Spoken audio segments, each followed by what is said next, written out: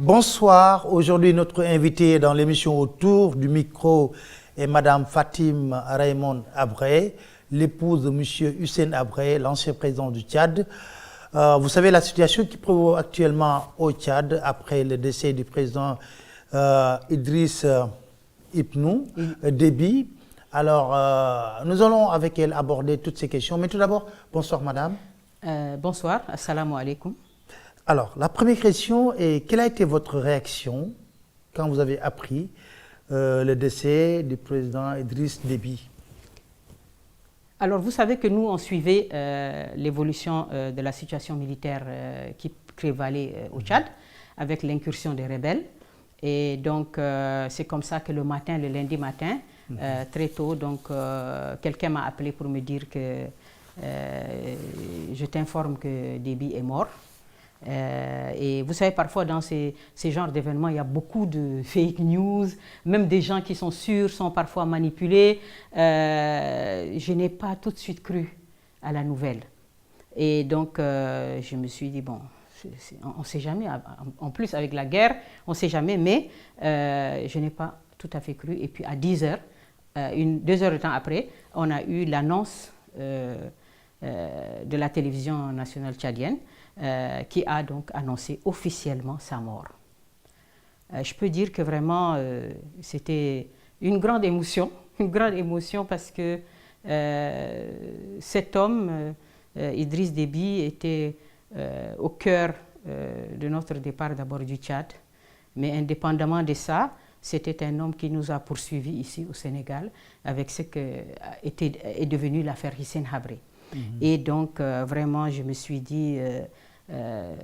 et puis surtout, tout le mal qu'il nous a fait, voyez-vous, par exemple, quand le 30 juin 2013, quand la DIC est venue ici et la BIP prendre le président, dans le cadre de l'affaire avant le procès, quand ils l'ont pris, quand ça a fait boum, là, tout le monde a annoncé cette nouvelle, Idriss Déby, qu'est-ce qu'il a fait?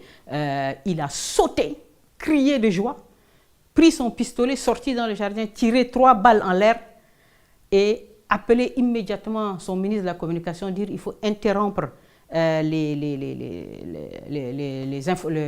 programme des télés, j'ai quelque chose à dire à la nation.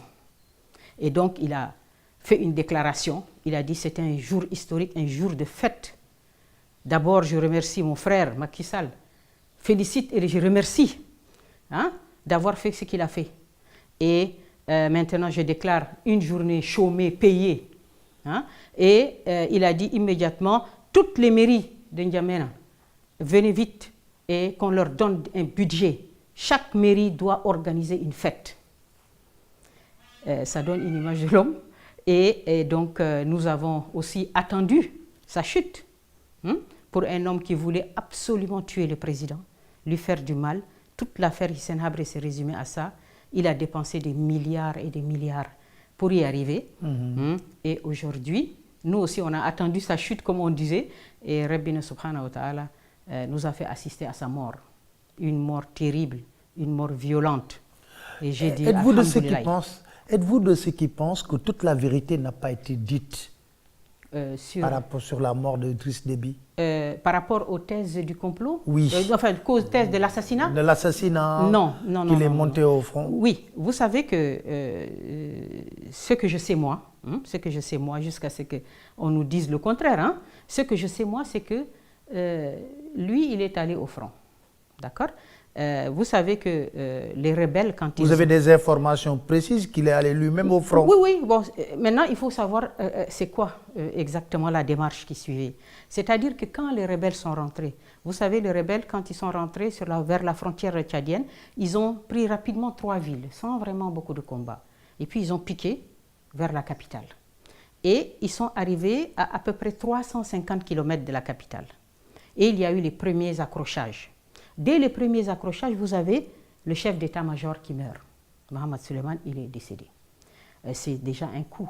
Vous voyez, si c'est dès les premiers combats, le chef d'état-major d'abord s'implique, ça veut dire qu'il y a un petit problème. Parce que normalement, on envoie d'abord les gens et puis après, s'il y a un soutien, le chef d'état-major peut monter. Mais tout de suite, dès les premiers combats, on voit le chef d'état-major qui s'implique et il meurt. Et donc, du coup, ça crée un peu le moral est un peu dans les chaussettes, hein, vous voyez. Et puis après, les rebelles avancent. Ils sont à 300 km de la capitale. Donc, lui, il dit, bon, ok, prenons toute la garde présidentielle. Donc, il prend toute la garde présidentielle. Et il dit, on va faire un QG. On va se positionner avant qu'ils arrivent à 300 km. Donc, il installe son QG et les gens partent. Lui, il reste à l'arrière. Dans le QG, vous savez que si vous voyez, même si c'est une grande tradition au Tchad, depuis le temps des rébellions du président, depuis les rebelles et leur histoire, tous leurs chefs se battent avec leurs hommes. D'accord? Donc, lui, Idriss Déby, aujourd'hui, il est âgé à peu près de 70 ans, 69-70 ans. Je pense qu'avec tous les problèmes de santé, si vous voyez son physique, si vous voyez un homme qui a quand même pris de l'âge, qui a une grosse bedaine aussi, ce qui veut dire quoi? Que vous ne pouvez pas sauter sur les Toyota comme des jeunes combattants, filer à 120 à l'heure pour faire la guerre. C'est impossible. Mais la présence, elle est là pour galvaniser les gens et tout. Donc lui, il s'installe au QG à l'arrière et les gens vont sur les premières lignes de front. Donc lui ne se bat pas réellement. C'est très important. Depuis longtemps, il ne le fait plus. Ce n'est pas possible. Donc maintenant, les gens se battent et il amène toute la garde présidentielle. Ça veut dire l'unité d'élite. L'unité d'élite. Super équipée, des blindés, des canons, tout, des hélicos, tout. Et dans cette confrontation avec les rebelles, vous savez, les armes ne sont pas égales. D'abord, ça, c'est un État. Donc, il y a des moyens très importants. Et puis, ils ont aussi le soutien de l'armée française. Très important dans la guerre. L'armée française a toujours joué un rôle déterminant dans l'écrasement des rébellions en faveur d'Idriss Déby. Concrètement, sur le terrain, qu'est-ce qu'elle fait? D'abord, elle filme les colonnes, oui. Elle filme, elle photographie, elle est capable de lui dire, et chaque matin les officiers français viennent au QG de l'armée tchadienne, ils arrivent avec les photos satellites, vous avez le nombre de personnes par véhicule, vous avez le nombre de véhicules, vous avez leur positionnement, vous avez les écoutes, les rapports d'écoute, vous avez les armes dont ils disposent, hein, et vous avez même parfois, on cherche à savoir où est le chef, s'ils arrivent à le trouver.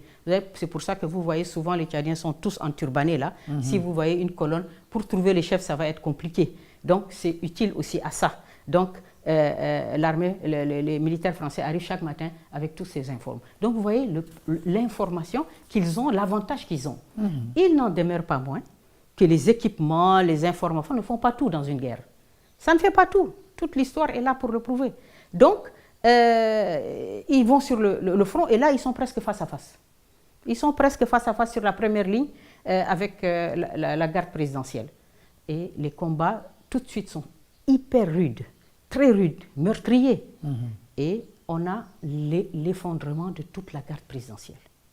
Vous avez 7 généraux qui tombent, plus de 25 gardes de sa sécurité, première sécurité, qui tombent. Et les gens déboulent. Maintenant, puisque les premières lignes du front sont écrasées, vous avez les gens qui déboulent vers le QG. Carte générale. Où il est lui. Où il est lui. Et donc, quand les gens arrivent, les éléments qui sont avec lui, ben, ils voient que le danger est imminent et impossible de tenir. Toute la ligne, la garde présidentielle n'est plus là. Donc, eux, ils replient rapidement avec leurs véhicules et les autres le poursuivent. Et ils le mitraillent sans arrêt. Parce que lui, quand il arrive de N'Djamena, il va jusqu'à sur la ligne de front, il prend un hélico. 300 km, il prend un hélico. Si les hommes sont partis avec leur véhicule, lui, il arrive avec les hélicos. Et donc, du coup, le repli, c'est quoi? C'est aller rapidement vers l'hélico pour le prendre et partir. Or, eux, ils vous mitraillent. Et donc, c'est dans ce mitraillement-là que lui, il est touché. Donc, quand les gars, ils arrivent quand même à l'hélico, lui, il est déjà décédé. Ils le mettent dans l'hélico démarre. Il rentre au N'Djamena. Quand il rentre à N'Djamena, on l'amène directement à la présidence. Il est déjà décédé. Et c'est le lundi matin, très tôt. Voilà. Avec cette percée de la rébellion, est-ce qu'on ne peut pas dire qu'on assiste à l'effondrement de l'armée de Déby? Alors, vous savez que l'armée, vous savez que l'armée tchadienne, c'est 40 000 hommes. 40 000 hommes. pour un territoire, il est vrai, très grand, le Tchad, 1 284 000 km² répartis pour... Mais pour la colonne vertébrale du régime, c'est la garde présidentielle. Elle est composée, c'est une unité d'élite de ses parents, des éléments les plus compétents de l'armée, et c'est elle qui défend le régime. Elle symbolise cette défense. Maintenant, vous savez, la guerre, comme je disais tout à l'heure, ce n'est pas seulement les équipements. La guerre, c'est aussi l'engagement. C'est aussi, bien sûr, les équipements comptent, mais c'est l'engagement, la motivation, la cause à défendre. C'est très important. Vous avez un homme qui est usé par 30 années de pouvoir. Vous avez, dans cette garde présidentielle, des milliardaires. Des gens qui ont des monopoles de ceci, de ciment, de quoi, de toutes sortes d'affaires. Et donc, ils sont un peu émoussés aussi. Il y a l'usure. Vous savez, pour pouvoir se défendre, se battre, l'envie. L'envie, elle s'émousse avec le temps. Quand vous êtes un homme qui prenait de l'âge, quand vous fondez des familles. Et on voit bien que quand même, quand vous avez de l'argent, plein d'argent, vous n'avez pas envie de mourir. Vous avez envie de profiter de ça. Et en face, qu'est-ce qu'on a? Et en face, on a des jeunes de 16, 17 ans. Des gens qui sont des rebelles, qu'on appelle des rebelles. Et je profite de ce micro pour un peu expliquer comment ça se fait qu'un régime comme celui d'Idriss Déby, en 30 ans, il y a eu presque 20 rébellions, sans arrêt. Comment ça se fait que des jeunes de 16-17 ans préfèrent mettre leur vie en jeu en prenant une Kalachnikov au lieu de se former et d'avoir un avenir, un emploi, une famille comme tout le monde, comme tous les jeunes Africains? Comment ça se fait que dans ce pays-là, on est là avec ce cycle, un éternel recommencement, et des jeunes qui ne peuvent pas aspirer à autre chose? C'est très important à le comprendre. Parce que tout simplement, ces jeunes-là qu'on voit là, ils sont tous des gens issus de toutes les populations, les ethnies qui sont écrasées, humiliées, opprimées par Idriss Déby, qui a mis son clan, et une véritable chape de plomb, qui se sont accaparés de toutes les ressources du pays. Toutes les ressources, vous n'avez aucun. Et il a imposé un système de discrimination ethnique qui fait qu'il estime que les ethnies qui ne sont pas favorables, et comme il le dit à leur chef, à leur notable, chef traditionnel, il dit « vous ne m'aimez pas, vos populations ne m'aiment pas ». Par exemple, il le dit souvent aux gens qui appartiennent à l'ethnie du président Habré, il le leur dit souvent, et il dit « je ne mettrai pas un franc dans vos régions, je ne mettrai pas un franc ». Donc on a un système comme ça, une espèce de répression, de machine à tuer les gens. Vous n'avez pas accès à des formations. Dans vos régions, vous n'avez absolument rien. Si vous ouvrez la bouche, on vous tue. Qu'est-ce qu'ils font? Ils disent, instrument de domination et d'humiliation des gens, il faut violer leurs filles. La question du viol des jeunes Tchadiennes au Tchad est quelque chose de tellement choquant. Vous voyez des jeunes étudiantes, elles sont sous des critères ethniques. Vous voyez? C'est-à-dire qu'aujourd'hui, vous voyez, pour l'expliquer vraiment que les gens le comprennent bien au Sénégal, quand quelqu'un veut faire de la répression ethnique, ils disent qu'on va vous casser, vous les hommes, en violant vos filles. Si vous parlez, on vous tue. Et vous allez vous plier. Et donc, par exemple, c'est tellement facile à comprendre si on le donne l'exemple. Par exemple, si vous dites les filles Peul, si aujourd'hui, moi, je vois une fille Peul, je la connais. Je sais qu'elle est Peul. Si je vois une fille Wolof, je sais. Si je vois une fille Sérère, je sais qu'elle est Sérère par ses traits. Si je vois une Diola, je la reconnais. Donc, c'est comme ça qu'ils font pour pouvoir attraper les filles. Vous revenez de l'école, on vous kidnappe, des hommes sur des Toyota, hop, ils vous prennent, tout le monde crie dans la ville, oh, c'est fini, vous êtes partis. On vous viole, on vous jette sur un terrain vague. Vous parlez, on vous tue. Vos frères ont mal au cœur, ils viennent, on les frappe, on les tue. Il n'y a pas de justice, il n'y a rien. Et donc, les filles, qu'est-ce qu'elles font? Vous voyez des filles, donc si nous, les ethnies qui sont ciblées, si on est des Wolofs, on est ciblés, si on est des Sérères, on est ciblés, qu'est-ce qu'on fait? On met des burkas, monsieur Nian, on met des burkas. Vous avez aujourd'hui un taux de port de la burqa dans les milieux scolaires qui est affolant. Et en fait, les gens, ils disent tout simplement, mais comment on fait? Donc, je mets ma burqa complètement, on ne me reconnaît pas. On ne sait pas que je suis Peul. Donc, je pars à l'école rapidement et je reviens à la maison, j'enlève la burqa, je la mets. Ça, c'est une vie, ça. Donc, et vous avez, c'est tellement choquant que c'est des milliers de cas. C'est ce qui explique les rébellions. Mais bien sûr, les gens ont mal au cœur. Vous ne pouvez pas trouver de travail. Vous partez chez vous, vous dites, bon, je repars là-bas. Au village, il n'y a rien. On dit qu'ils ne nous aiment pas, ils n'amènent rien, on n'a même pas de poste de santé. Mais ils disent que les rébellions, les rebelles en réalité viennent de la Libye. Non, mais c'est des Tchadiens qui sont partis en Libye, qui ont fui la répression, la pauvreté, la misère. Et ce qui est tellement choquant, c'est que quoi? C'est que vous voyez la communauté internationale présente au Tchad. On a toutes les ambassades. On a toutes les Nations Unies sont tous là. Hein? Et vous avez cette répression sauvage. On peut tuer qui on veut. On peut fouetter qui on veut. On peut violer qui on veut. Personne ne bouge. Et c'est d'autant plus choquant. Parfois, vous avez des ambassadeurs de France qui sont des femmes, des représentants de l'Union européenne qui sont des femmes. Et on a abandonné ces peuples-là. On a abandonné les Tchad, on a abandonné les peuples. Et regardez même aujourd'hui, si vous regardez ce qui se dit sur Idriss Déby, on a oublié les populations. On ne va pas dire, voilà, c'est un homme qui a bien géré son pays, politiquement, socialement, économiquement. Non, on dit, ouais, on a perdu un grand guerrier. C'est le gars de la lutte contre le terrorisme. Mais les Tchad... Justement, quel est le rôle de la France dans cette crise actuelle? Oui. Bon, déjà actuelle, aujourd'hui, je peux dire qu'on dit aujourd'hui qu'elle a complètement bombardé les positions rebelles. L'opération Barkhane a complètement détruit les rebelles du FARC. Complètement. Et ils cherchent même à tuer leur chef. On ne sait même pas aujourd'hui où il est. C'est déjà ça, c'est très important. Et donc la France, au Tchad, elle a une base militaire. Cette base militaire, ce que les Africains doivent comprendre, si on voit ce qui se passe au Tchad avec les bases militaires, c'est ce qui est susceptible de se passer partout. Partout où leurs intérêts seront mis en branle. Comme je l'ai expliqué. C'est-à-dire, aujourd'hui, vous avez les bases militaires qui sont là et on pense qu'elles sont là avec des accords. On dit des accords.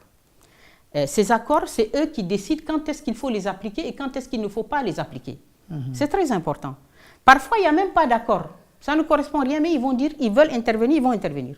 Ils vont dire, protection de nos ressortissants. Vous l'avez entendu parfois. Donc, aujourd'hui, par exemple, par rapport à Idriss Déby, comment ils sont arrivés et de quel droit ils ont massacré tous ces jeunes Tchadiens. Ce n'est pas seulement aujourd'hui.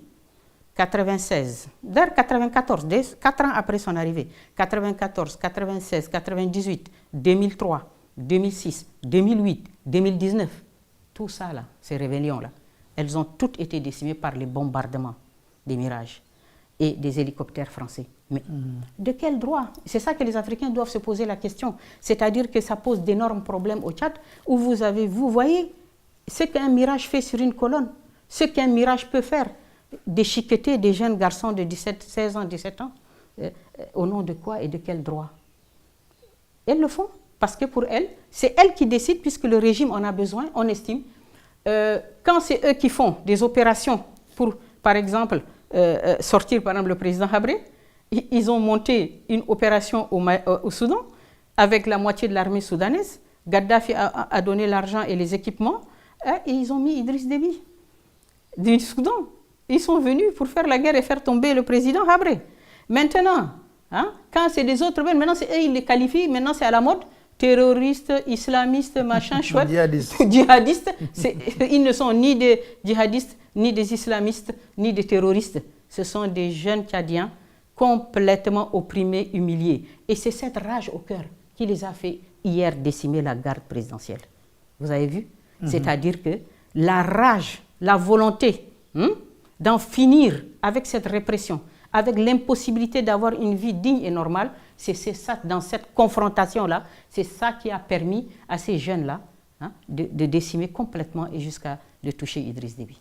Alors, aujourd'hui, pour assurer la transition, on a mis en place un conseil militaire de la transition. Est-ce que vous êtes d'accord avec cette formule? Vous savez, normalement, puisqu'on nous dit que c'est l'ère de la démocratie, c'est l'ère de la démocratie, c'est l'ère où il faut respecter les institutions. Et donc, ce qui était prévu, c'est un président qui meurt. Un président qui meurt, c'est une vacance. Et la constitution tchadienne dit qu'il faut que le président de l'Assemblée nationale, qui est là, hein, et qui donc devait prendre cette vacance, gérer cette vacance jusqu'à organiser des élections. Mais les Français, ils n'oubliaient pas qu'aujourd'hui, il y a plusieurs éléments qui concourent à expliquer ce que moi j'appelle la mise sous tutelle du Tchad. Vous pensez que le Tchad est mis sous tutelle en ce moment? Oui. Le Tchad, oui, il est mis sous tutelle parce que, vous savez, quand on a le Conseil militaire de transition, là, quand on voit la liste de tous ces gens-là, ils ne sont pas capables aujourd'hui de dire Idriss Déby n'est pas là, nous on se force et on met ce jeune garçon. Parce que ce jeune garçon, quelle est sa légitimité? Si c'est le clan qui est au pouvoir, il y a les enfants d'Idriss Déby. Ah, il n'est pas enfant d'Idriss Déby? Non. Enfin, maintenant, officiellement, oui, puisqu'il l'a reconnu, c'est un fils adoptif. Donc, c'est le fils non reconnu d'un ancien officier tchadien, que tout le monde connaît, et que lui, il a rencontré dans une caserne. Parce que lui, étant donné que c'est un règne presque militaire, et qu'il faut rester avec la répression pour tenir les gens, donc, il cherchait en vain, parmi ses enfants, quelqu'un pour faire jouer ce rôle-là. Il ne l'a pas eu parce que ses enfants n'étaient pas intéressés par la chose militaire. Donc, il a essayé de coupler les choses. Je mets celui-là que je reconnais, qui va tenir l'armée et avoir les moyens de la répression. Et puis un autre, parmi ces deux enfants, il y en a un qui était son directeur de cabinet, l'autre était un ambassadeur du Tchad à Abu Dhabi. L'un d'eux, et il hésitait, lequel je vais mettre vice-président.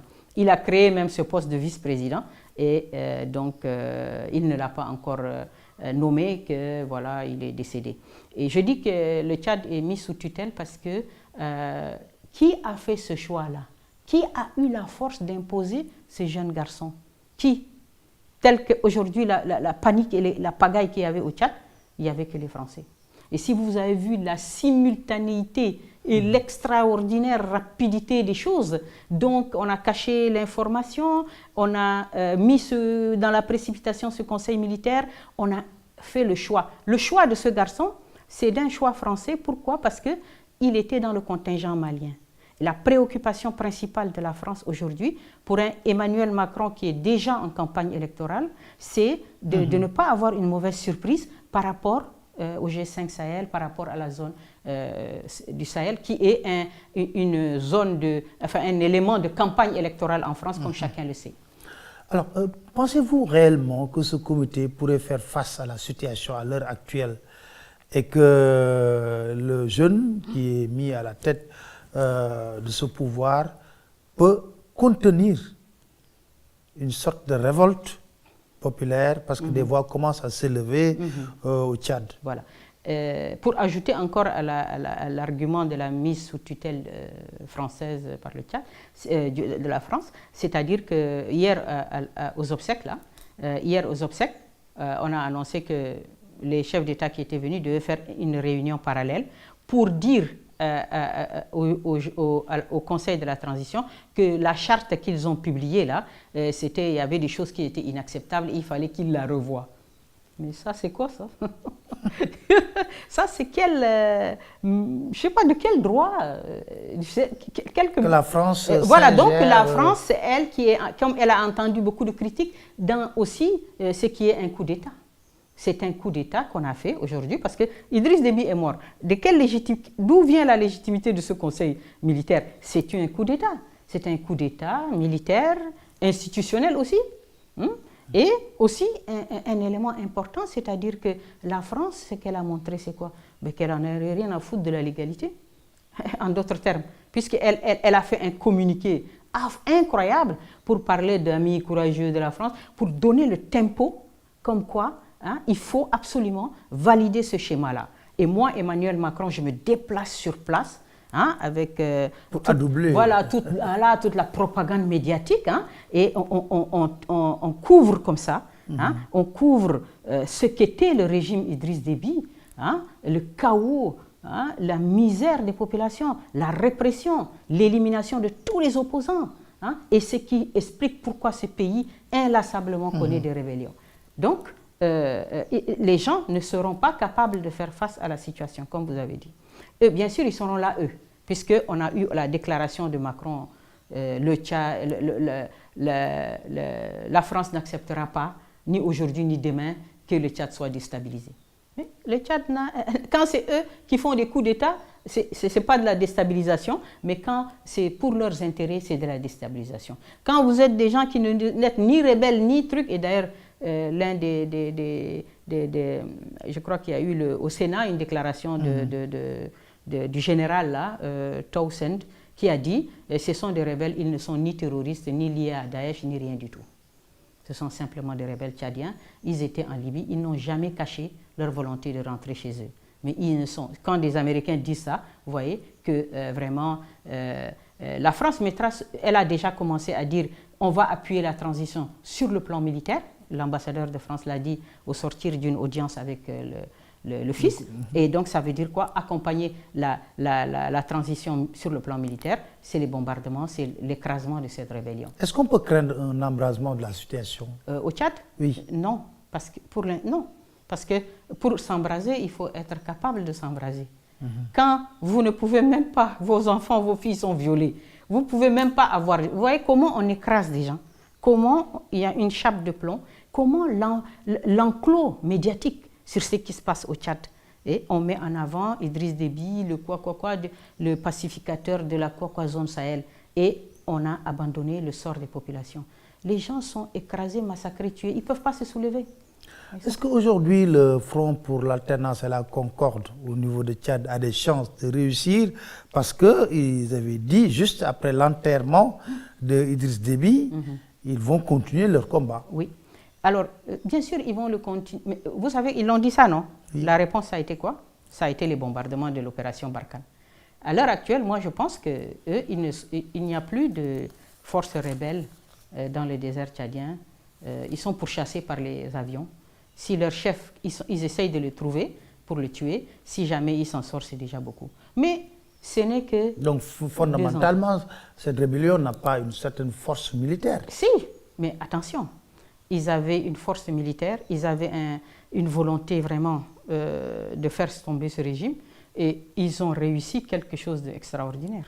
Parce que pour avoir décapité la colonne vertébrale du régime, la garde présidentielle, pour avoir tué 7 généraux, presque toute la garde présidentielle, et pour avoir tué lui-même, Idriss Déby, c'est que vraiment, si les Français n'avaient pas intervenu, mais c'était juste un sursis, ils allaient arriver. C'est le Niamey. Absolument.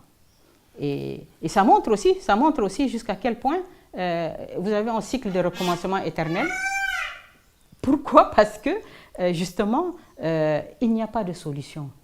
Vous savez, le régime d'Idriss Déby, ça aussi c'est comprendre, quand par exemple on a eu à voir des chefs de rébellion qui ont dit, nous, bon, on veut pas la guerre, on veut faire la paix, on peut trouver un terrain d'entente. Bon, on a dit, ok, on négocie. Ils les font rentrer. Quand tu arrives avec, prenons le cas, tu as 100 hommes.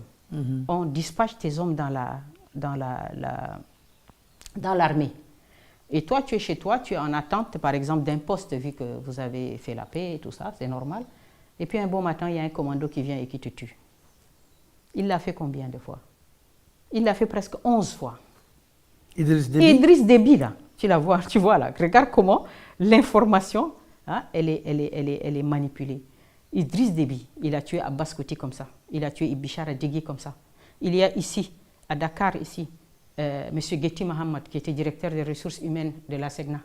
Son épouse même est sénégalaise. Ils ont 4 garçons. Et lui, quand il a eu sa retraite, il est parti au Tchad. Il a dit, je vais être député. Je vais être député, ça m'intéresse. Il commence à faire un parti. Donc, d'opposition, Idriss Déby, non, jamais. Il ne peut pas accepter ça. Au nord, non. Donc, on lui fait savoir que non, Idriss te fait savoir qu'il ne te donne pas le droit de faire ça. Il dit non, moi c'est une opposition démocratique, hein, c'est ce qu'on demande. Et le lendemain, il saute. On le fait sauter sur une mine. Une mine devant ta maison, monsieur Niang.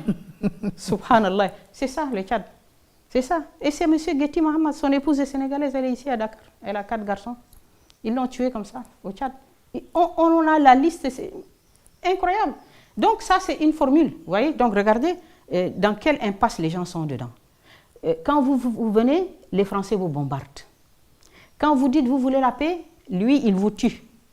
Mais vous faites quoi? Vous faites quoi? Mais vous présentez un bilan tellement négatif sur le plan politique, économique. Mais c'est économique. Mais attendez, ce n'est pas lui qui a eu à gérer le projet pétrolier du Tchad. Mais qu'est-ce qu'il est devenu ce projet pétrolier? La Banque mondiale, au départ, en 2003, nous a annoncé le plus grand projet du siècle en Afrique. La Banque mondiale elle-même est rentrée dedans. Mais après, c'est fini. La Banque mondiale, officiellement, tu peux regarder sur le net, a dit échec du projet pétrolier, elle se retire. Parce que tout ce qui a été dit n'est pas appliqué.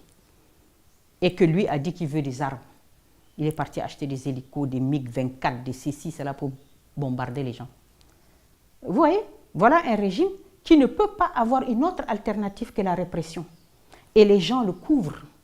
Et si aujourd'hui vous voyez tout ça là, depuis 2010, lui maintenant c'est la rente terroriste de l'engagement du Tchad au Mali.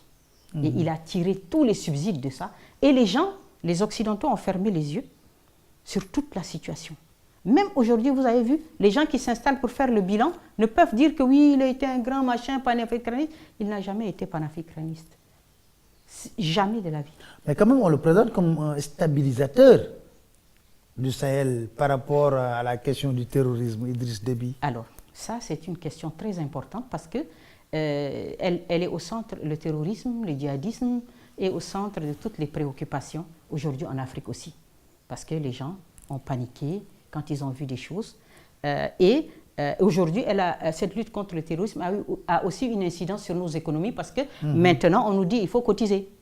Il faut donner de l'argent pour vos contingents.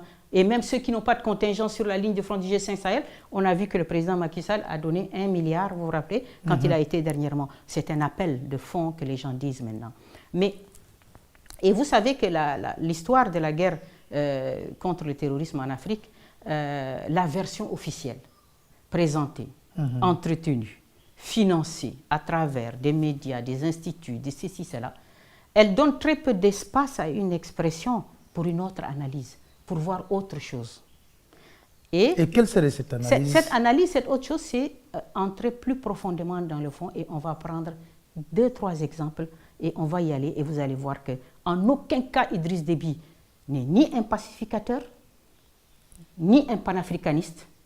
C'est un pion, oui, un pion important dans la politique d'occupation de l'espace sahélo-sahélien. C'est très important. Alors, expliquez-nous. Voilà. C'est-à-dire que dans cette guerre du terrorisme, il y a 2 points qu'il faut bien voir. C'est-à-dire, c'est quoi réellement cette guerre? Ce qui est agité, comme j'ai dit, l'écran médiatique, là, mettons-le de côté. Regardons concrètement. L'enjeu, c'est quoi d'abord? Parce qu'il faut aussi s'entendre sur cet enjeu dont on ne dit pas. C'est quoi l'enjeu? L'enjeu, c'est quoi? Les bandits terroristes, là? Non. L'enjeu, c'est cet espace. Qui part de quoi? Qui part des champs gaziers de l'Algérie, du gaz, que la France prend pour son chauffage, et qui traverse et qui va de l'autre côté, l'autre extrémité, c'est quoi? C'est le Niger, et c'est les mines d'Areva. Mines d'Areva. Les mines d'uranium d'Areva, que la France achète à très bon prix, et 2 ampoules sur 3 en France s'allument et marchent grâce à l'uranium du Niger. Cet espace est sujet aujourd'hui à des convoitises. Ça, c'est indéniable. Aujourd'hui, la Chine est toute puissante, elle arrive. La Turquie est en Libye. Les Russes sont en Libye. L'Iran s'intéresse de plus en plus aux mines d'Areva, aux mines de l'uranium, d'uranium. 3 fois le président iranien a été au Niger pour ils veulent des exploitations d'uranium. Donc la France, elle est inquiète parce que cet espace-là de tout temps, était contrôlé par la France. Eux, et surtout, les richesses qui sont dans ces sous-sols exploitées par la France. Même pas exploitées, monsieur Nian, mais gardées en réserve. C'est gardé en réserve. Si elles veulent, ils disent que non, il n'y a pas de financement d'exploitation. Non, ce n'est pas exploité. Mais seulement, ils disent qu'on ne veut pas les exploiter. Mais on veut vous empêcher, vous aussi, Africains, de les exploiter. Parce que sinon, si on vous laisse, les Russes vont venir vous proposer quelque chose, vous allez dire oui. Les Turcs vont vous proposer, les Chinois. Mais si vous sortez tout, nous, on a quoi? Donc, personne ne touche à cette zone. C'est une zone qu'on garde en réserve. pour pouvoir justifier nos déplacements, il faut bien justifier que le Mali accepte une base militaire chez lui. Il n'en avait pas. Mais donc, il faut augmenter, articuler et présenter de manière dangereuse cette affaire. Idriss Déby. Quand la France lance son opération Sauver Bamako, d'accord, ils arrivent, ils occupent un espace, le nord du Mali. Mais cet espace est immense, il est grand. Et il a besoin d'hommes qui connaissent un peu ces zones désertiques, qui se meuvent. Ils ont fait des deals avec les Touaregs. Leur cible, ce sont les djihadistes Ansar ad-Din, qui ont une autre vision du monde que la leur. Et donc, il faut les éliminer. Mais les Touaregs disent non, nous on peut faire des deals, on vous laisse, on joue le jeu, mais il n'est pas question qu'on tire une balle contre ces gens. Ils sont tous mélangés, ils ont des liens. Donc les Touaregs disent non, on ne va pas se battre contre Ansar ad-Din, hein. Mais alors il faut trouver quelqu'un d'autre. Soit on se mouille le maillot nous-mêmes, mais les Français auront de la casse, et les peuples français ne vont pas accepter. Hein. Et donc la cote de popularité va chuter, hein, de nos hommes politiques français. Donc, qu'est-ce qu'on fait? On a besoin d'aide, on a besoin des gens qui connaissent les dégers, des gens qui... Donc on fait appel à Idriss Déby. Ce n'est pas le Mali qui appelle Idriss Déby, c'est la France. C'est très important. C'est peut-être qu'il a l'expérience. Oui, non, mais d'accord. Je suis d'accord. Il n'y a pas de problème. Donc Idriss Déby arrive. Il quitte le Tchad, l'armée tchadienne quitte le Tchad, par le désert elle arrive. Elle arrive dans la zone de Kidal. Et elle s'installe. Elle n'a pas affaire aux autorités maliennes, elle a affaire à l'état-major français. Et donc les gens s'installent. Mais ce qu'on voit tout de suite, c'est quoi? Aujourd'hui, le Mali, les gens pleurent, ils disent quoi? Ils disent, c'est une partition de fait de notre pays. Les gens ont bloqué le Nord Mali. Pendant plusieurs années, même le Premier ministre malien ne peut pas aller au Mali. Tous les gens ne peuvent pas aller, les gens ont bloqué. Le Tchad aussi a aidé à bloquer. Donc, qu'est-ce qu'il fait Idriss Déby là? Idriss Déby aide dans la mise en place d'une politique de partition du Mali. C'est regrettable, mais c'est ça. C'est ça qu'il fait, Idriss Déby. Il vient en appoint d'une politique qui vise à organiser une partition du Mali. C'est du panafricanisme, ça? Non, c'est trahir les Maliens. Et vous savez que les Maliens ils l'ont tellement bien compris au départ. Quand il y a eu les premiers morts du Tchad, et un autre élément très important, les blessés de la guerre du Mali, du Tchadien, qu'est-ce qu'on en faisait? On n'était pas capable de les amener à Bamako pour les soigner dans les hôpitaux maliens. Non, on les a amenés jusqu'au Niger. On faisait des vols de Transal jusqu'au Niger où les Français ont mis un hôpital de campagne pour soigner les blessés tchadiens qui sont à Kidal. Parce que les Maliens étaient tellement fâchés de cette collaboration d'un pays africain pour organiser la partition de leur pays. Les premiers morts tchadiens, on les a amenés au Tchad. Il n'y a pas eu d'autorités politiques maliennes qui se sont déplacées. Tous les gens au Tchad les gens ne comprenaient pas ce côté pernicieux de l'intervention tchadienne au Mali. Les gens ne le comprenaient pas, donc ils ont commencé à respecter et dire, mais dis donc, nos enfants vont mourir au Mali et les Maliens ne peuvent même pas dire condoléances au peuple tchadien. C'est quoi ça? Tout le monde a commencé à crier. Donc Idriss Déby faisait le jeu de la France. Absolument, mais de A à Z. Et attendez, autre chose, c'est que quand il a dit, cette grogne, si on peut dire, du Tchadien, Idriss Déby en a fait part à la France. Et qu'est-ce que la France a dit au président malien? Écoutez, ça ne va pas comme ça. Idriss Déby est là avec nous et tout. Et puis maintenant, il faut absolument lui affirmer votre reconnaissance. Il faut le soutenir. Et là, brusquement, on a eu même des chanteurs qui ont chanté Idriss Déby. Voilà. Donc, et autre chose aussi, c'est très important, c'est que quand vous voyez Idriss Déby qui quitte le Tchad et qui vient au Mali, il fait quoi? Il sort, officiellement le Premier ministre annonce un retrait, un financement à hauteur de 90 milliards de francs CFA pour financer son opération au Mali. Donc voilà un pays qui n'est pas menacé directement par le terrorisme et qui sort 90 milliards de son trésor pour aller financer un programme, une politique de partition de notre pays africain. Mais ça là, les Tchadiens, il manque de tout. Il n'y a pas d'eau, il n'y a pas d'électricité. Hein? Il manque de soins. Les gens courent au Cameroun se soigner, partent au Soudan, partent au Tunisie, il n'y a pas de soins au Tchad. Des régions entières sont appauvries. Et vous avez le gars qui sort 90 milliards rien que pour faire plaisir à la France. vous voyez comment cette machine France-africaine, elle est capable hein, de faire des choses absolument incroyables et comment un leadership peut ruiner un pays, peut le détruire, et alors qu'on va le présenter comme quelqu'un de positif.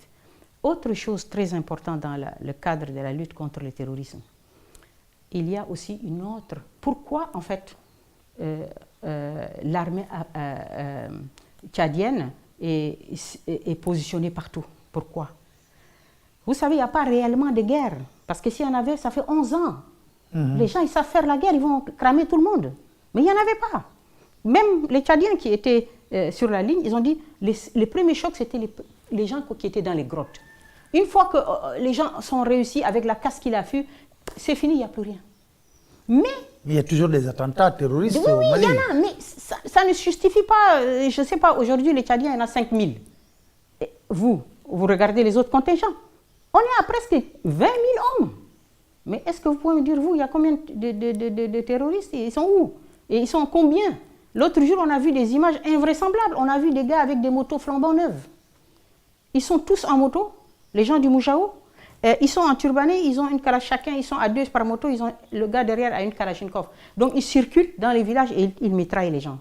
Mais d'où viennent les motos? Comment ça se fait qu'on a 100 motos flambant neuves, même marque?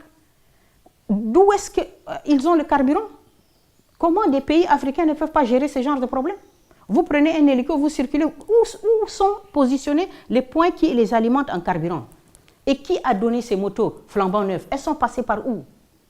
Donc, vous voyez bien que quand même, quand on voit les moyens qui sont mis, des chars, des blindés, des militaires français, hollandais, machin, des capacités de satellites, tout ça, mais quand on voit, on n'arrive pas à nous dire, ils ont tant les djihadistes, ils occupent telle zone, leur chef est un tel, ils sont tant d'éléments, ils ont des blindés, ils ont des canons. Non, on nous dit, il y a des gars qui se baladent en moto comme ça, mais des hélicos peuvent les arrêter rapidement.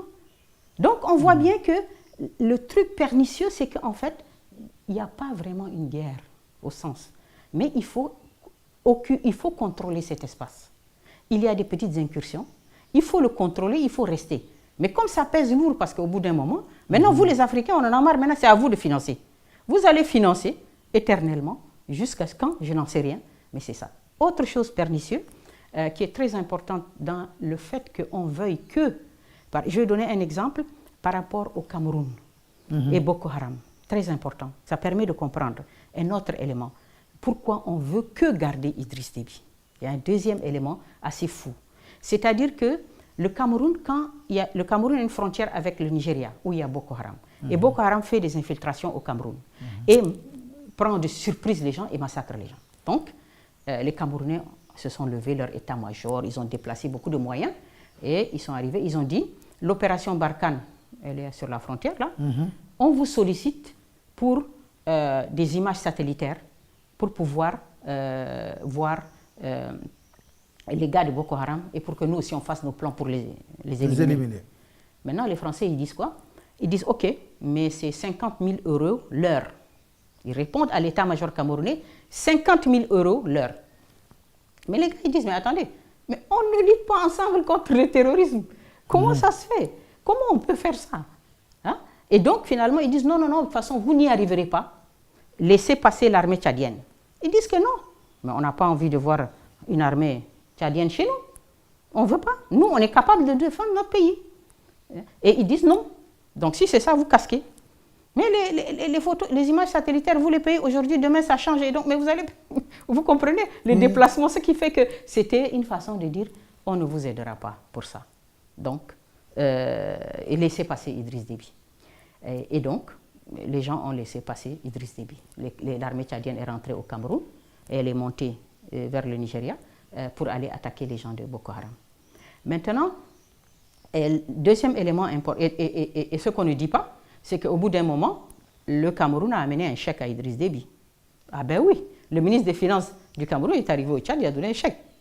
Donc vous voyez. Mais avec sa mort, est-ce que toute cette zone, il n'y a pas des risques qui planent véritablement? Voilà, je vais vous dire le deuxième côté qui fait que eux, ils privilégient un certain type de politique vis-à-vis de la lutte contre le terrorisme, la conception. voyez, ça c'est très important pour que les gens comprennent. C'est que vous dites pourquoi, comment ça se fait, encore une fois comme les rébellions au Tchad, qu'est-ce qui fait que des jeunes prennent le risque de s'attacher des ceintures, d'aller être des commandos? Ce n'est pas simplement parfois que du fanatisme, non. Il y a de la misère, il y a de la répression, il y a beaucoup de choses, des problèmes politiques importants, hein, et qui font que les gens s'engagent dans des voies comme ça, deviennent des marginaux. Et donc, quelle est la solution qu'on doit amener? Quelle est la solution? Est-ce qu'on laisse aux Africains une seule possibilité d'explorer d'autres types, hein, de politiques vis-à-vis de ces jeunes-là, hein, qui sont en perdition, pour qu'on puisse les récupérer? Et vous savez qu'il y avait une équipe des Nations Unies qui a fait une étude très intéressante sur les Chebabs en Somalie, où on les présentait comme des islamistes enragés. D'accord? Quand on les a arrêtés, à peu près, on a fait prisonnier une centaine de gars, des gens de Chebabs. On les a attrapés. Quand les gens ont commencé à parler avec eux, des sociologues, sur les 100 là, 80 ne pouvaient même pas lire correctement 3 sourates du Coran. 3, ils ne pouvaient même pas. Donc en fait, et chacun avait une histoire. On a violé ma soeur, on a tué ma mère, on a ceci, cela. On voyait une misère, une répression terrible. Et les gens n'étaient pas écoutés. Qui vous écoute? Qui vous parle? Qui vous aide? Personne. Donc vous êtes... Et là, les gars disent, ok, nous aussi, on va se faire entendre d'une autre façon. Donc pour vous, tout cela, c'est juste l'accumulation de frustration. Oui, je dis que même s'il y a des choses derrière, la majorité, la troupe, et le fait que le phénomène continue, c'est que les solutions qui sont apportées ne sont pas positives. Alors, la conception des Occidentaux, voilà, ça j'y arrive, la conception des Occidentaux par rapport à la gestion de ces choses. Eux, ils veulent qu'on élimine ces gens. Ça, c'est très important. Pour eux, ils ne donnent pas voix à autre chose. Pour eux, il faut éliminer, éliminer et éliminer. Donc, si on dit Idriss Déby, oui, il est d'accord avec eux. Il faut les tuer. Et c'est pour ça qu'ils parlent d'une armée efficace. C'est choquant parce que nous, on sait que c'est que l'efficacité, c'est un mot comme ça, cool. Mais ce qu'ils disent, c'est une armée efficace, c'est-à-dire c'est une armée qui tue. Et on lui demande de tuer, et il tue. Et vous voyez par exemple au Nigeria. Le Nigeria, c'est un grand pays, il a Boko Haram dedans, au nord. Mais le Nigeria, est-ce que vous croyez que le Nigeria, qui a presque une armée qui est, je crois que les 3 premières armées en Afrique, c'est Nigeria, Afrique du Sud et Algérie. Vous croyez que le Nigeria, s'il mobilise ses moyens, le Nigeria ne peut pas mettre fin à Boko Haram? Mais bien sûr qu'il peut le faire. Mais ils ne veulent pas le faire. Parce que pourquoi? Parce que ça veut dire qu'il faut massacrer tous ces gens-là. Ce sont leurs compatriotes, d'abord, un. Deuxièmement, ils savent que c'est des problèmes politiques, que c'est des problèmes de dérapage et de bavures qui ont fait mal aux gens et que l'armée a été qui a dérapé, vous voyez, dans la répression. Et donc, elle a enflammé l'événement, le phénomène. Donc, le Nigeria ne veut pas d'une fracture béante et irréparable entre ces ethnies qui la composent. Donc le Nigeria tente, essaye de faire comme ça, mais les Occidentaux, non. Pour eux, il faut les tuer, il faut les éliminer. Et donc c'est pour ça que quand vous avez le Nigeria qui dit, le Cameroun qui dit, donnez-nous des infos, on veut faire ceci, ils disent non, laissez passer Idriss Déby. Parce que lui, ils sont d'accord avec lui, il faut les tuer. Et donc lui, il élimine tout le monde. Ça, là. Alors, oui, j'aimerais bien qu'on aborde aussi le dossier Hissène Habré. Avec la mort de Déby, est-ce que vous pensez qu'on va assister maintenant véritablement à la manifestation de la vérité? Ben, non, parce que regardez ce qu'ils ont fait. Le Conseil militaire de transition, c'est quoi? C'est le fils d'Idriss Déby. Donc, on a la chape de plomb qui est toujours là. D'accord? Et on a empêché les gens même d'exprimer leur joie. C'est extraordinaire. Aujourd'hui, le monde entier aurait vu comment le peuple tchadien vomit Idriss Déby si les Français ne se sont pas mis assis sur le couvercle de la marmite là, en mettant le fils pour qu'on ait du Déby sans Déby. Voilà, c'est ça. Et donc la manifestation de la vérité, mais personne n'a voulu la chercher. Personne. C'était une collusion. Idriss Déby a dépensé des milliards dedans et il a acheté la vie du président. C'est ça. C'est triste à dire, mais c'est ça. Et les Français sont derrière. Mais eux, les Français ne vont pas dépenser leur argent, l'argent du contribuable français en Afrique. Hein, et c'est là où lui on l'a laissé dépenser, tout parce qu'ils étaient tous d'accord. Malheureusement, l'État du Sénégal aussi est rentré dans cette affaire. Alors, c'est ce qui explique peut-être cette manne financière, qui explique peut-être l'activisme d'abord des ONG autour de ce dossier. Absolument. Surtout les ONG des droits de l'homme. Incroyable. Et vous savez quand Idriss Déby est arrivé au pouvoir, en 92, l'une des personnalités qu'il a fait assassiner le premier, c'est Maître Joseph Beydi, président de la Ligue tchadienne des droits de l'homme. Vous voyez? Donc ça, c'est la première personnalité qu'Idriss Déby a fait assassiner. C'est le président de la Ligue tchadienne des droits de l'homme. Et on a eu toutes les ONG qui sont allées au Tchad, qui ont couvert tout ce qu'il a fait. Ils l'ont extrait de l'affaire Habré. Et on lui a demandé, c'est lui qui a créé les associations de victimes, il les a soutenues, payées, engraissées, il a donné beaucoup d'argent, parce que vous savez que, monsieur Niang, vous savez, l'ampleur du procès, c'était avant tout un procès médiatique, l'affaire Habré au Sénégal. Vous l'avez vu, vous avez analysé, vous avez eu votre regard de professionnel, vous avez bien vu que on a simplement acheté une ligne éditorial contre le président. Il fallait parler simplement de Hissène Habré, dictateur, impunité, victime, nanana. Même les gens étaient présentés déjà, avant qu'ils aient entendu leur histoire, qu'on ait entendu leur histoire, avant que la justice n'examine leur cas, ils étaient déjà présentés médiatiquement comme des victimes. Et tout le monde dit l'association des victimes. Vous voyez, c'est un conditionnement psychologique important. Et tout le monde était témoin, comme par hasard. Alors qu'un témoin, juridiquement, c'est quoi? C'est quelqu'un qui a vu et entendu des choses et assisté. Or, le gars, on lui dit, tu as quel âge? Au temps de Hissène Habré, il dit, j'ai 12 ans. Mais tu es témoin aujourd'hui. Par quel mystère tu es témoin? Et vous avez des magistrats qui étaient assis et ils ont validé tout ça. C'est extraordinaire. Mais une chose est sûre, c'est que la mort d'Idriss Déby, elle est très, très importante. C'est un tournant. Beaucoup de choses liées à cette affaire vont sortir. Et ça, c'est ce qui m'amène à vous demander un peu de faire le parallélisme avec l'acquittement de Laurent Gbagbo par la Cour pénale internationale. Ah oui. Et vous savez que tous les gens qui suivent ce genre d'affaires, quand on a parlé d'acquittement de la CPI, par la CPI du président Laurent Gbagbo, je suis sûr que tout le monde a pensé au cas du président Habré. Ils ont dit, tiens, voilà, on a tant, nous, Africains... Avec les chambres africaines extraordinaires. Voilà, nous, les Africains, on a tant jeté des pierres à la CPI en disant qu'elle était raciste, et ce n'était pas tout à fait faux, en disant qu'elle ne s'acharnait que contre les Africains. Eh bien, elle a jugé un président africain et elle l'a acquitté. Maintenant, nos frères là, africains ici, ils ont fait quoi avec les chambres africaines? Donc, c'est très important parce que vraiment, c'est quelque chose de tellement grave, honteux, qui n'honore pas le Sénégal, qui n'honore pas la qualité de ses juristes, qui n'honore pas sa réputation d'état de droit, qui n'honore pas ses hommes et tout. Parce que ce qu'ils ont fait contre le président Habré, mais l'histoire va le retenir et ça va sortir, Tout ce que Idriss Déby a fait ici dans ce pays, on le connaît. On ne peut pas tout dire, mais tout va sortir.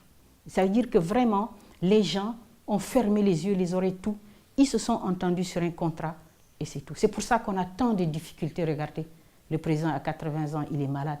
Les gens ferment les yeux. On ne peut pas obtenir une simple permission. On ne peut pas obtenir une simple permission qui est un droit.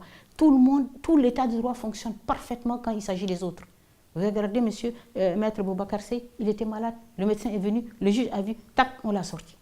Hissène Habré? Non. C'est extraordinaire. Pour vous, qu'est-ce qui explique cet acharnement? C'est un contrat, monsieur. Ce n'est pas un vrai acharnement, c'est un contrat. Dans l'affaire Habré, il y a 3 composantes importantes. Il y a Idriss Déby qui a donné tout ce qu'il fallait faire. Acheter des consciences, donner de l'argent. Depuis Abdou Diouf, Wade et aujourd'hui le président Macky Sall. Il a donné de l'argent partout. Ça, c'est un. Deuxièmement, on a la France. Elle veut la mort du président Habré, c'est clair. Et elle essaye de l'obtenir par tous les moyens. Et donc, vous voyez, et troisièmement, on a donc la France, ses représentations, c'est l'Human Rights Watch. Vous voyez, elle-même, on peut se demander d'où elle tient toute cette manne financière qui alimente. On sait que M. Soros a dit que lui, chaque année, il donne 100 millions à Human Rights Watch. Et M. Soros s'intéresse beaucoup aux mines, aux ressources africaines. Donc on voit que derrière Human Rights Watch, on a des calculs de grandes multinationales qui aujourd'hui en Afrique sont plus puissantes que les États. et elle avance, elle cherche les ressources minières et on nous met les Human Rights Watch dans nos pattes là pour emmerder les gens. Et Human Rights Watch joue un rôle capital dans l'affaire Habré. Donc, ils sont là depuis 2000. Ils ont un budget intarissable, incroyable. Films, livres, patati, patata, insertion de journaux, invraisemblable. Et en même temps, aujourd'hui, elle est aussi en train de faire une espèce de... C'est-à-dire qu'avec l'État du Sénégal, ils sont partenaires. C'est-à-dire que Human Rights Watch, regardez ce que je vous dis et regardez bien, analysez. Human Rights Watch a fait une espèce de deal ST sur tout ce qui s'appelle gouvernance politique du Sénégal. Quelques personnes lui avaient reproché ça au moment des manifestations. Ils ont attendu 10 jours, 15 jours avant de pondre un dossier. Donc, le deal, c'est ça aussi. Le deal aussi, c'est que le Sénégal et certaines de ses élites ont dit que l'affaire Hissène Habré va nous rapporter quelque chose dans la diplomatie des droits de l'homme du Sénégal. Vous comprenez? Donc, si on se positionne, on va avoir quelques points dans le cas du Sénégal qui est un État de droit, qui est un État soucieux de la fin de l'impunité, mais ils n'ont pas fait un procès digne de cela. C'est pour ça qu'on a eu à donner 800 millions à la presse au Sénégal, 800 millions. Et si vous voulez, monsieur Niang, je vous donnerai le contrat officiel qui a servi à... Ah, je suis preneur. Ah oui, je vous le donnerai, Inch'Allah, dès demain. Et vous allez voir le contrat qui a lié les chambres africaines à l'agence de M. Abdoulo, agence Premium Africa, signé, estampillé, imprimé. Au total, c'est à peu près 800 millions qu'on a décaissés pour que les médias du Sénégal et 20 organes de presse, journaux, télévision et radio, ont été pris en main par les chambres africaines, jusqu'à on leur a fait des ateliers pour leur dire ici à Goodread, et nous avons les ateliers médias, pour dire voilà comment vous ne devez en aucun cas dire le président Habré. Ne pas dire ça. Dire, si vous voulez dire, écrivez le dictateur. Et dites aussi Hissène Habré, tout simplement. Vous voyez comment les gens ont pris en main cette affaire, et c'est M. Franck Petit. M. Franck Petit, qui était le patron de cette communication, et donc c'était avant tout un procès médiatique. Alors qu'on arrivait aux portes du procès, où maintenant il faut sortir les preuves. Parce qu'on a beaucoup crié pendant 15 ans, maintenant on arrive, il faut sortir des preuves, et là qu'est-ce qu'on voit? On met en place un organe qui va saper la présomption d'innocence. Et vous savez, c'est très important parce que la présomption d'innocence, beaucoup de gens ne comprennent pas très bien ce que c'est. Parce qu'ils disent, je vais faire un parallèle, les gens vont le comprendre dans l'affaire Sonko par exemple, les gens ils disent, mais il faut respecter, oui, non, mais M. Sonko est présumé innocent. Mais si vous organisez des émissions où vous sapez cette présomption d'innocence, mais c'est comme ça que vous la détruisez. Donc Hissène Habré, c'est ça.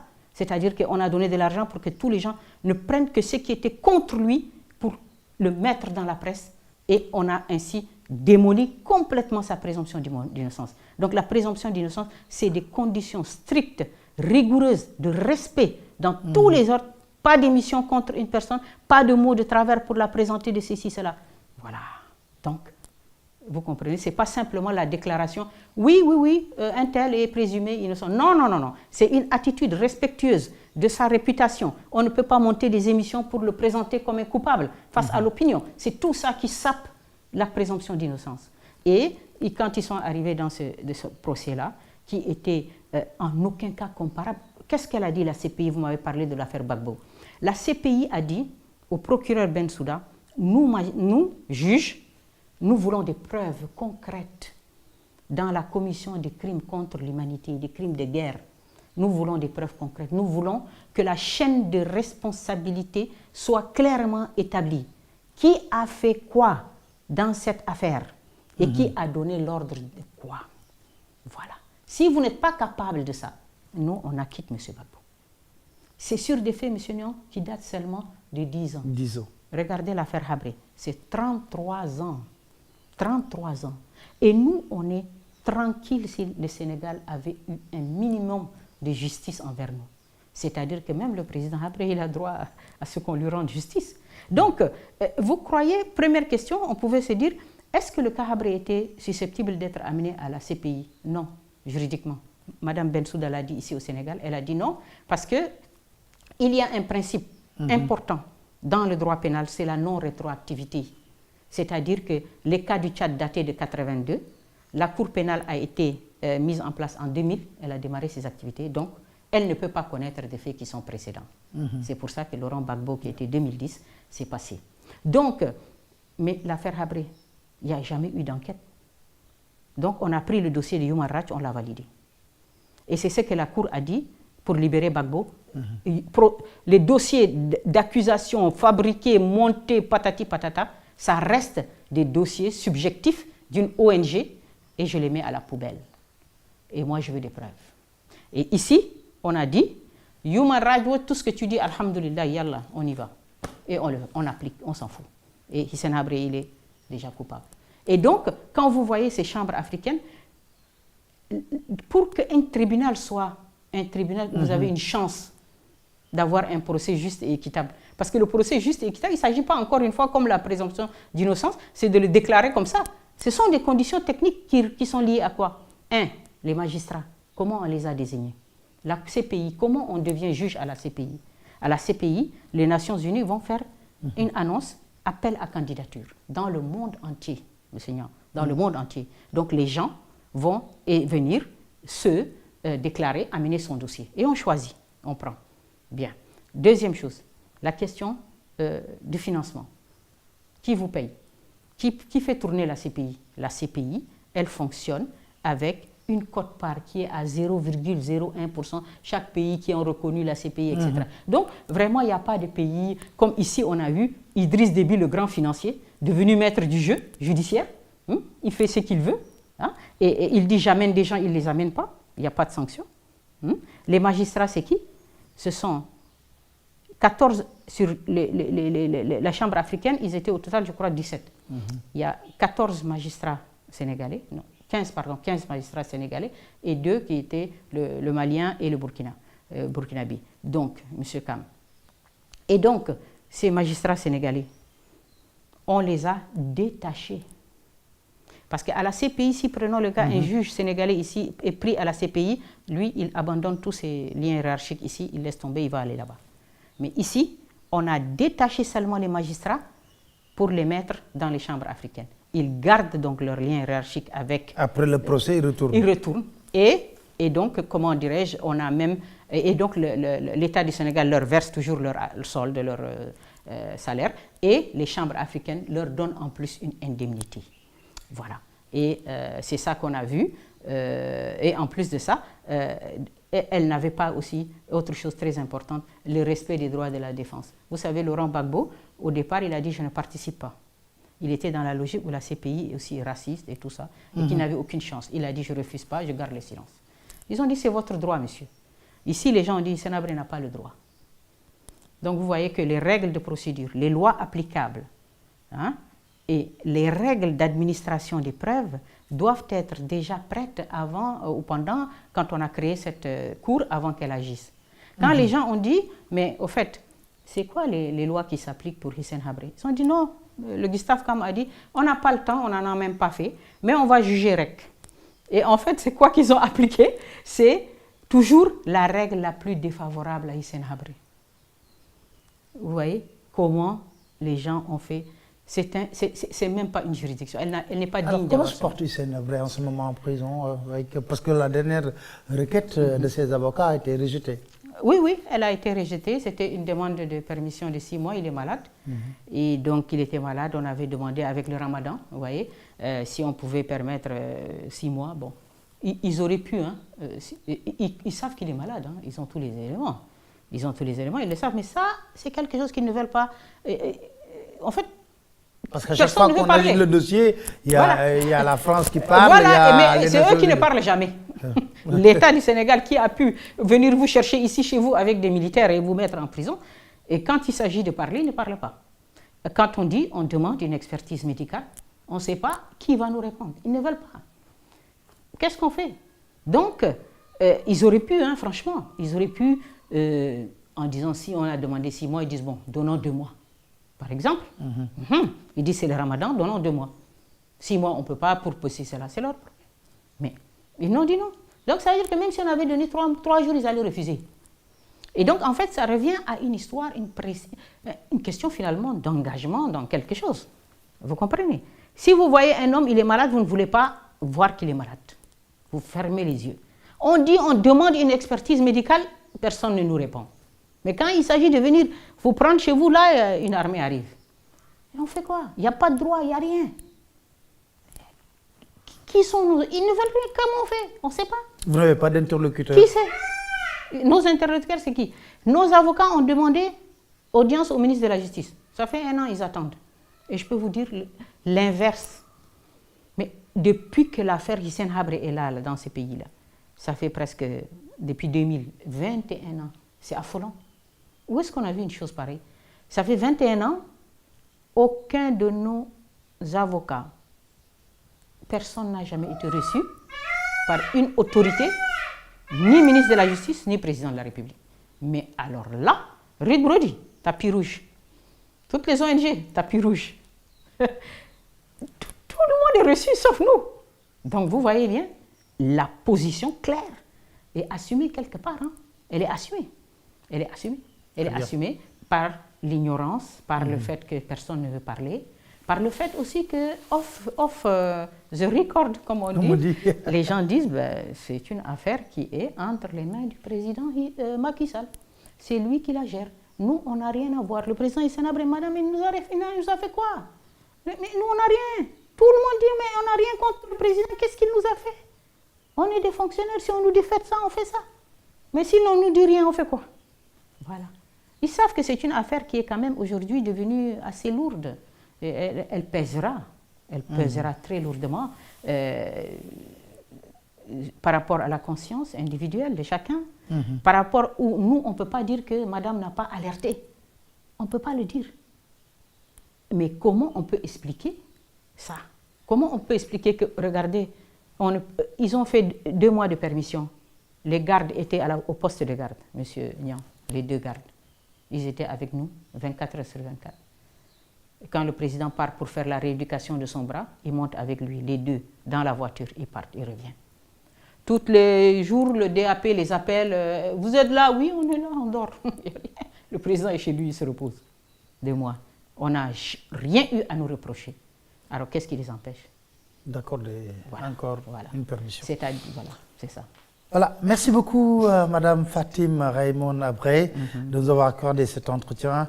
Alors, je vous donne rendez-vous très prochainement avec un autre invité dans votre émission Autour du micro. Merci. Merci.